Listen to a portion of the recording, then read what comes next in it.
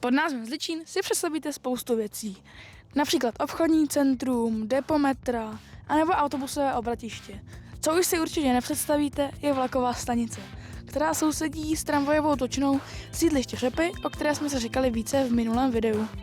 Železnice se sem dostala roku 1872. Tato trať, zvaná Pražský Severin, nese označení 122 a vede ze Smíchova do Hostivic.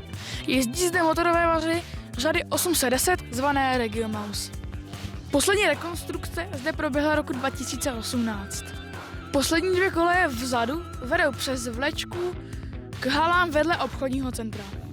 Tuto vlečku využívá RegioJet pro převoz svých vozů na Smíchov. Byla zde vybudována i čekárna i prodejna lístků. Jelikož zde však nebyly potřeba, čekárna i prodejna lístků byla zavřena. Nástupiště zde byla vybudována netradičně. Vlaky se zde sice mohou křižovat, ale ne tak, jak by to bylo na normálních nádražích. Představme si situaci, že vlak ze Smíchova přijede před nádražní budovu, tím pádem na nástupiště číslo 1. Protože kdyby přejel za nádražní budovu, bude blokovat vlaku z Hostivic zastavit u nástupiště. Musí počkat, až přijede vlak z Hostivic a uvolní mu cestu.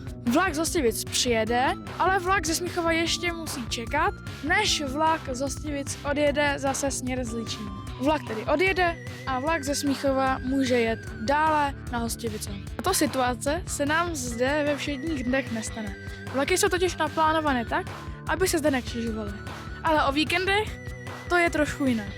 To tady jezdí dokonce 3 vlaky, a to tamhle osobák s motorovou jednotkou řady 810, pak ještě vlak KŽC doprava a ještě vlak cyklohráček, který jezdí do Slaného. Na nástupišti číslo 1 najdeme budku s lavičkou, s potřebnýma informacema o spojích a košem. Na nástupišti číslo 2 je výbava v budce skoro stejná, akorát je obohacena označovačem jízdenek, pro který si musíme na prvním nástupišti dojít až k nádražní budově. Pak je tady celkem nešikovně umístěný informační panel. Spekulovat můžeme však i o její názvu.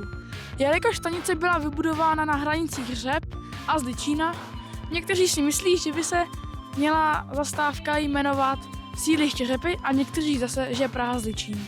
Za druhým nástupištěm byla vybudována odstavná kolej, která dále pokračovala na nástupiště číslo 1. Okolo jezera Hliník vede další odbočka, která podle nás dříve sloužila právě pro RegioJet.